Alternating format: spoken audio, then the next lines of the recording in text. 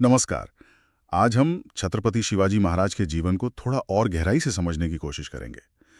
हम सबने उनके बारे में पढ़ा है, लेकिन आज की चर्चा का मकसद कुछ और है। हम ये जानना चाहते हैं कि आखिर वो कौन सी सोच थी जिसने एक सिर्फ 16 साल के लड़के को एक किला जीतने से आगे बढ़कर एक पूरे स्वराज्य का सपना देखने की हिम्मत दी। चलिए कहानी की बिल्कुल शुरुआत से शुरू करते हैं। 1630 शिवनेरी किला। उनकी परवरिश में उनकी माँ जीजाबाई का कह सकते हैं कि बहुत बड़ा हाथ था। बिल्कुल। और वो सिर्फ कहानियां नहीं थी, मतलब रामायण महाभारत की कहानियां सुनाकर वो उनके अंदर एक मकसद डाल रही थीं।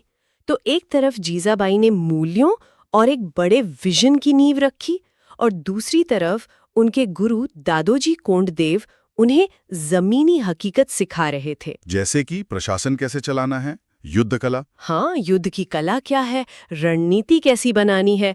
ये एक तरह से आदर्श और यथार्थ का एक बहुत ही अनोखा संगम था। ये दिलचस्प है क्योंकि अक्सर हम योद्धाओं को सिर्फ उनकी लड़ाइयों से याद रखते हैं ना, उनकी शुरुआती तालीम या परवरिश पर उतना ध्यान नहीं देते।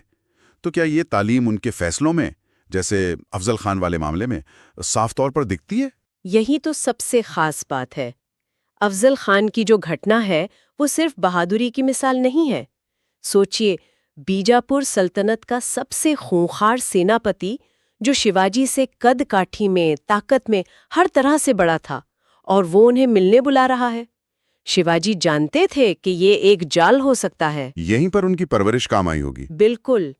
जीजाबाई से मिले संस्कारों ने उन्हें निडर बनाया, और कोंडदेव से मिली शिक्षा ने उन्हें चतुर बनाया। मतलब उन्होंने सिर्फ ताकत का जवाब ताकत से नहीं दिया, वो पूरी तैयारी के साथ गए थे, कवच पहना और वो वागनक। हाँ, वागनक, यानी लोहे के पंजे छुपा कर रखे थे। तो ये एक दिमागी खेल ज्यादा था। बिल्कुल, ये एक मनोवैज्ञानिक जीत थी।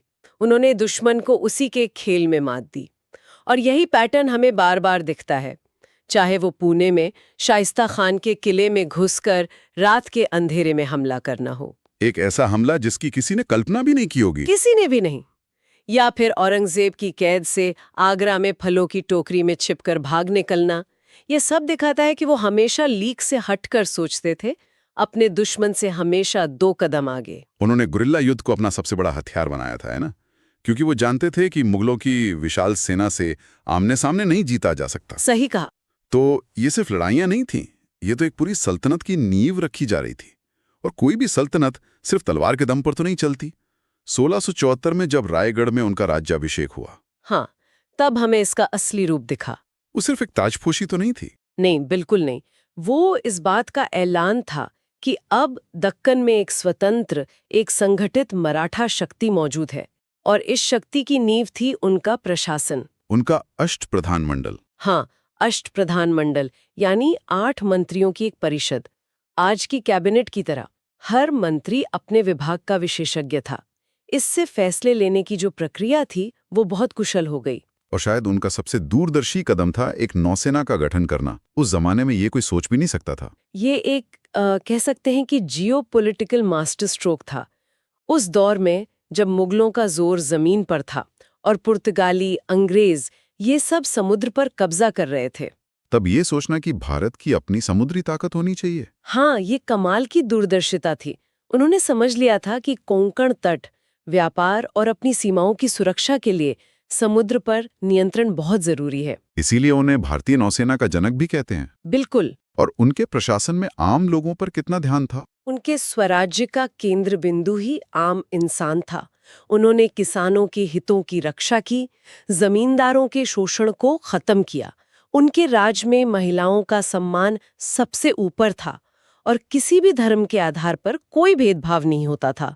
उनकी सेना में कई मुस्लिम सैनिक भी बड़े पदों पर थे। तो उनका हिंदवी स्वराज्य का विचार किसी धर्म के खिलाफ नहीं था। नहीं, वो बाहरी और दमनकारी शासन के खिलाफ एक स्वतंत्र राज्य की स्थापना करना था। तो संक्षेप में, शिवाजी महाराज सिर्फ एक योद्धा और राजा नहीं थे। वो एक बेहतरीन रणनीतिकार, एक कुशल प्रशासक और एक जननायक थे। बिल्कुल। उन्होंने एक बिखरी हुई शक्ति को एकजुट करके एक साम्राज्य बनाया। 1680 में उनका निधन हो गया, लेकिन वो जो विरासत छोड़ गए, स्वतंत्रता, न्याय और आत्मसम्मान की भावना, वो आज भी कायम है। उन्होंने ये साबित किया कि सही इरादे और असाधारण हिम्मत से कुछ भी हासिल किया जा सकता है। और ये हमें वापस उसी सवाल पर ले आता है जिससे हमने शुरुआत की थी। ये सोचने वाली बात है कि किस तरह की दूरदर्शिता और आत्मविश्वास ने एक 16 साल के युवा को न सिर्फ एक किला जीतने के लिए बल्कि पीढ़ियों तक प्रेरणा देने वाले एक पूरे स्वराज्य की नींव रखने के लिए प्रेरित किया।